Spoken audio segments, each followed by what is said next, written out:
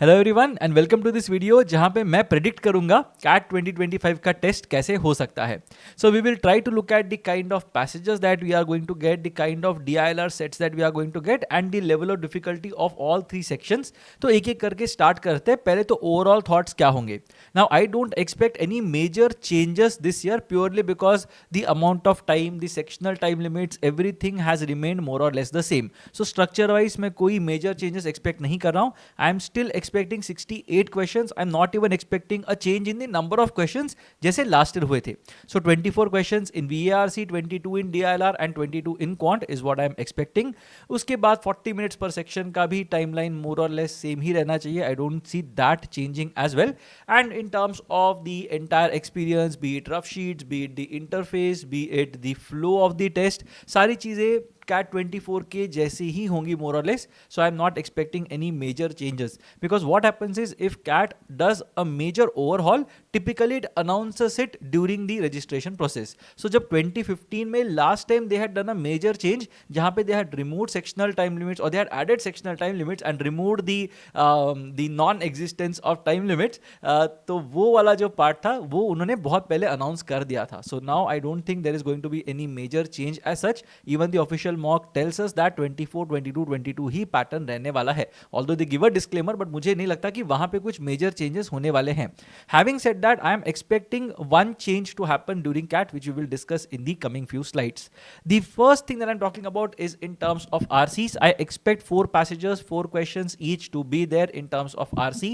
In terms of the level of difficulty, मेरे हिसाब से थोड़ा सा level of difficulty ज्यादा होगा compared to what it was last year, because last year VARC and LRDI दोनों के दोनों काफी मैनेजेबल थे. So I expect the level of difficulty of a passage going slightly higher and I am expecting one passage from philosophy in all these slots. हर एक slot के अंदर एक philosophy का passage तो आएगा, ऐसा मुझे यहाँ पे पूरा का पूरा confidence है that we are going to see something which is very linked to philosophy. Perception, consciousness, semiotics basically is the study of signs and symbols. So ये मेरे हिसाब से सबसे toughest passage होगा to read, to understand and to answer. But I can see one passage that will be coming from a very uncomfortable topic. For most of us it is going to be philosophy. So this is what I am expecting as a difficult passage. उसके बाद मैं देख रहा हूँ 2 moderate-ish passages that you should be able to handle and one easy passage that everybody will be able to read and answer. तो यहाँ पे anthropology या culture के ऊपर कुछ चीज़ें देख सकते हैं हम, जैसे migration of birds, migration of animals, या फिर languages, कैसे languages का origin हुआ, कैसे वो spread हुई. It could be one particular language or it could be some part of language. ऐसे कुछ यहाँ पे हो सकता है. या फिर nostalgia. So I remember one passage that had appeared at the CAT some time back which spoke about malls. I read a passage in CAT which spoke about the impact of Olympics hosting on the host countries. तो ये सारी चीज़ें जो थोड़ी सी cultural चीज़ें उसमें होती हैं एंड नॉस्टैल्जिया वाला भी एक पार्ट होता है, वो भी एक चीज़ मैं एक्सपेक्ट कर रहा हूँ in this years CAT. In terms of the third passage which will be easy to read, easy to understand, but answer करने के टाइम पे you need to have some background in terms of either economics or politics. तो मैं यहाँ पे देख रहा हूँ institutions, so it can talk about institutions like say the WHO or the United Nations or it could be anything, right? कोई भी institution होगा उसके बारे में कुछ एक passage होगा, that could be one thing. और labor relations, industrial relations की कैसे मतलब we are talking about shifts, work from home, ये सारे concepts ये मैं एक्सपेक्ट कर सकता हूँ. वेलफेयर, तो सोशल वेलफेयर कैसे करते हैं, जैसे you have heard of a lot of welfare schemes that are also a part of the political narrative let's say, या फिर सोशल वेलफेयर. तो ये वाली चीजें जो है उसके बारे में कुछ एक पैसेज आ सकता है. And in terms of markets, right, we are talking about industries, we are talking about markets, we are talking about business in general. So that is one topic that I am expecting an RC from. And finally अगर देखेंगे तो एक तो main stream RC generally होता है, we are talking about science, be it in the form of ethics, evolution, behaviour, या फिर एक scientific concept. I don't think scientific concept के ऊपर एक पैसेज आएगा, but it will be mostly towards the perception of science in general. So ethics क्या होते हैं, is cloning something that we can look at ethically, या फिर morally is it right or wrong, या फिर हम जीन इंजीनियर, जेनेटिक इंजीनियरिंग जो करते हैं वो सही है या गलत है. all those things might appear. Evolution के बारे में भी there are perspectives that are there in terms of evolutionary biology, so उसके बारे में भी कुछ आ सकता है. and behavior is again something that has been a favorite of CAT over the last many years. So I'm expecting one from science. अब इन तीनों में से मेरे हिसाब से जो easiest passage होगा that will be from anthropology/culture, because we will be able to read and understand it very quickly and very nicely. So वो एक passage तो मुझे लगता है सबसे easiest होने वाला है. उसके बाद economics, politics या science, depending on what your background is, दोनों के लिए कुछ ना कुछ यहाँ पे चीजें होंगी. So 2 to 3 passages is what I am expecting that people will be able to answer एकदम आराम से बिना कुछ टेंशन लिए. मे बी 8-10 मिनट्स पर पैसेज करके 2 या 3 आवर्स बहुत इजीली पॉसिबल होंगे for people who are doing well at the मॉक्स.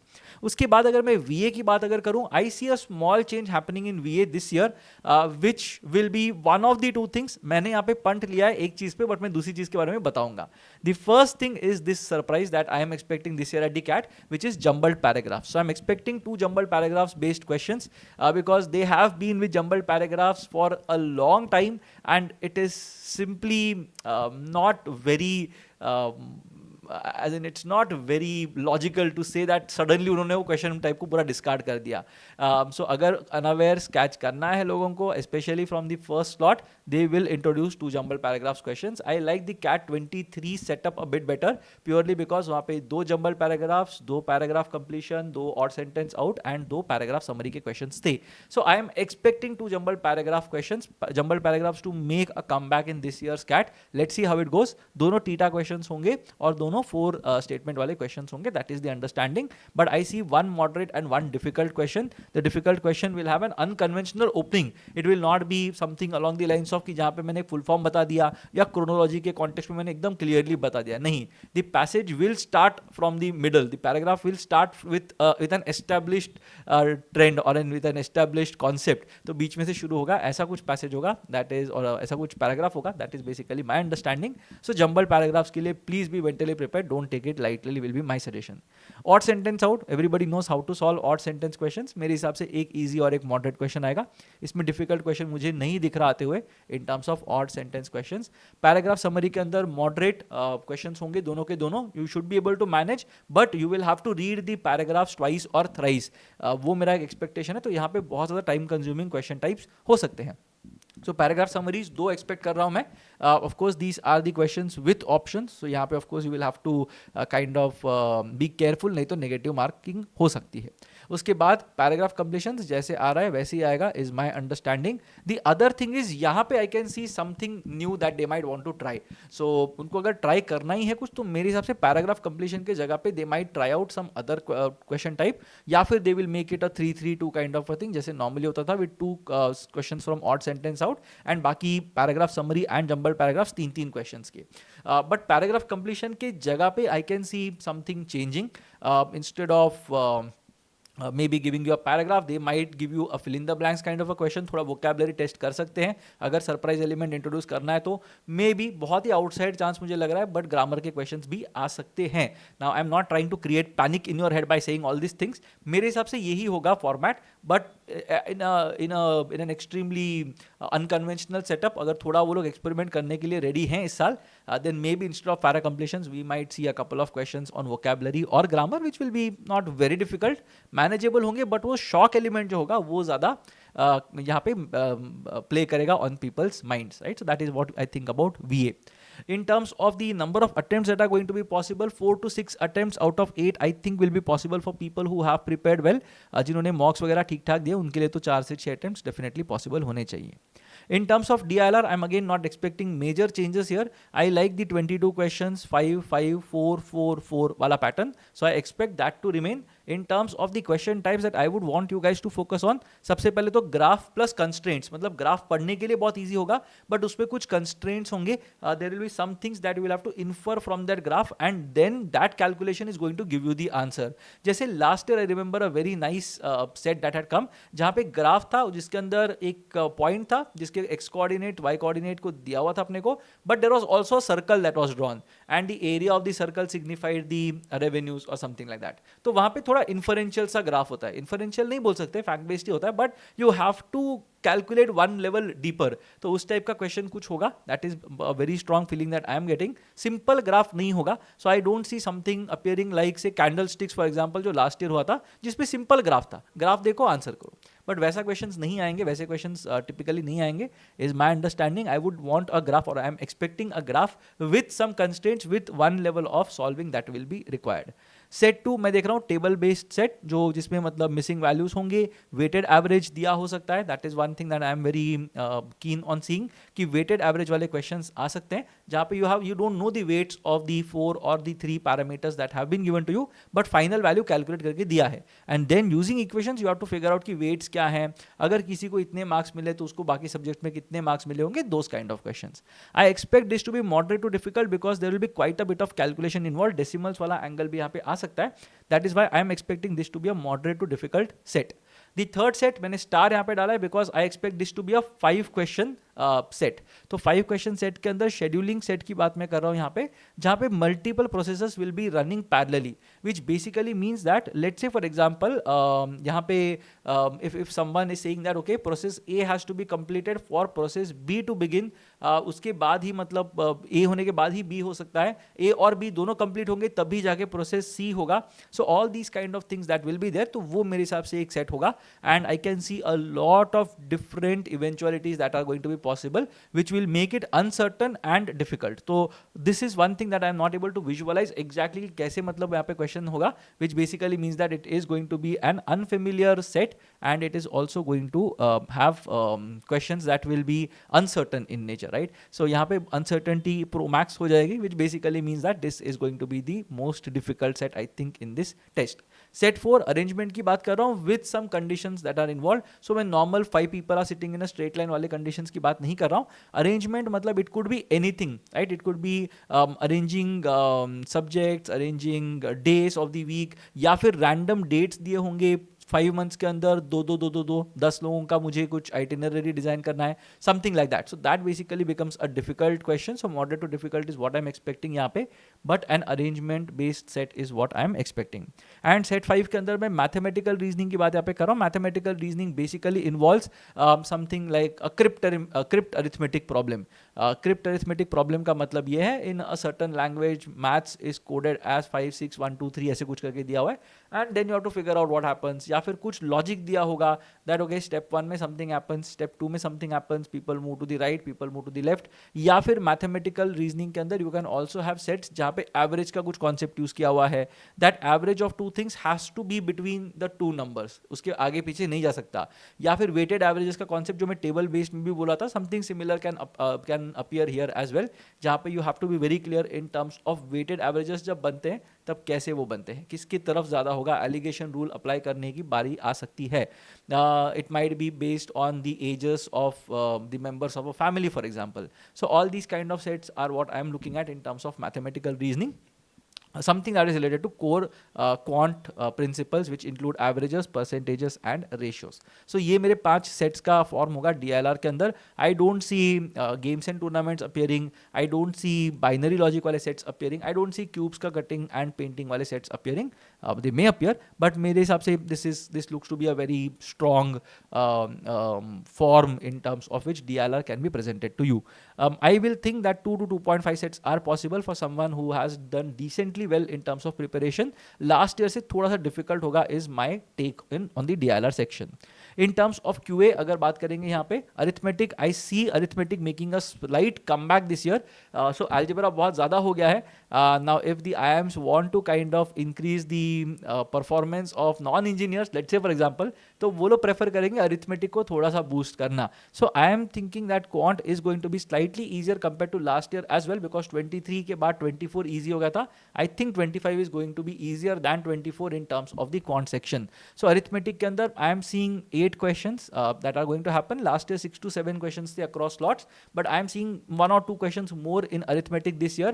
I am looking at 1 or 2 questions fewer in terms of algebra. So again arithmetic algebra वाला जो balance है वो restore हो जाएगा is my understanding. 8 arithmetic, 6 algebra. Geometry के अंदर I am expecting the routine 4 questions that are going to be there, and ये सारे अलग अलग topics में से होंगे. So you will see 1 question from coordinate geometry, 1 question from triangles, 1 question from circles, and 1 question from mensuration or quadrilaterals, depending on what we are looking at, or polygons for that matter. तो that is basically what the construct of geometry will look like to me. In terms of number theory अगर देखते हैं तो 2 questions is what I am expecting, and वो questions भी LCM HCF वाले logic पे कुछ होगा एक, एंड एक आधा होगा in terms of factors. So if you have not brushed up on these topics, make sure that you look at these topics very well. Modern math के अंदर I am again expecting a couple of questions here and there, permutations and combinations probability के ऊपर मुझे दिख रहा है, या फिर सीक्वेंसेस एंड सीरीज पे भी आ सकता है, but they have given a lot of questions on sequences and series over the last few years, because of which I am not very looking forward to getting questions on sequences and series from modern math. Now in terms of a decent candidate, 12 plus attempts I think should be easily possible. In fact 99 percentile भी मुझे उसी level पे लग रहा है. For someone who has to ensure a 99 percentile, 12 absolute corrects will have to be there.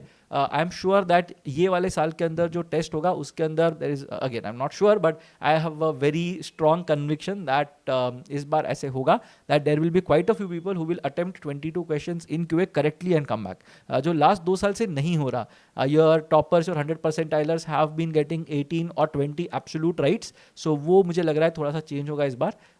There will be people who will be able to attempt 21 or 22 questions very very easily. That is the understanding. So overall मुझे क्या लग रहा है, I think that the LOD in terms of VRC and DLR will go up by a bit. I'm not saying बहुत difficult हो जाएगा, but DLR के अंदर एक moderate set difficult हो जाएगा. VRC के अंदर, RC के अंदर specifically there will be one properly difficult reading comprehension passage. Otherwise everything remains the same as it was last year. QA के अंदर I see the level of difficulty going slightly lower. तो मुझे नहीं लग रहा कि QA बहुत ज़्यादा difficult होने वाला है इस साल. Score versus percentile मेरे हिसाब से थोड़ा सा lower जाएगा. इसका मतलब क्या बना? I am predicting that for a lower score you will get the same percentile as last year, और इसके 2 reasons हैं. One is purely because in terms of the LOD that we are going to look at this year, थोड़ा सा मुझे लग रहा है टाइटर होगा, because last year people scored very well in VRC and DLR specifically, but इस साल दो sections थोड़े से difficult हो सकते हैं. I'm not saying very difficult, but maybe 2-3 marks से पीछे चला जाएगा because of that, and QA will try to compensate for it, but बहुत ज़्यादा compensation होते हुए मुझे नहीं दिख रहा. So I will say that score versus percentile थोड़ा सा lower जाएगा compared to last year. The other thing is because the number of takers has gone down. So because number of takers has gone down, same rank के ऊपर अगर देखोगे तो percentile will be at a slightly lower level, you can say. So last year, for example, if you were 5,000, let's say, and there were 5 lakh people who were sitting, just to give you an example, 5,000 तुम्हारा rank था and 5 lakh people were there, then you are of course in the top 1% of the test taking population. But अगर 2.5 lakh हो जाता है वो number, and if you are the 5,000th rank even now, then basically you are in the 98th percentile. So same rank के ऊपर you are going to get a lower percentile. That is basically what is going to happen. So उसमें होता यह है that your cutoffs typically go a bit lower as well in these kind of contexts. So वो तो बहुत minor changes होंगे is my understanding, but I expect the 90th percentile to be at around 56 marks. Last year का benchmark was around 58 marks, and 99 percentile मेरे हिसाब से 90 marks होगा. Last year I think it was somewhere in the mid 90s. So उसके हिसाब से थोड़ा सा यहाँ पे percentile will be at a slightly lower score is my understanding. And that is purely because of the lesser number of takers, one, and of course the level of difficulty being slightly higher than what it was like last year. So do let me know in the comment section, what do you think of this elaborate exercise? What do you think is your expectation from the CAT this year? And we will discuss, we'll have a nice discussion in the comment section. So do let me know what do you think about this video. If you like the video, do not forget to leave a like on this video, and do not forget to subscribe to this channel if you have not done it yet.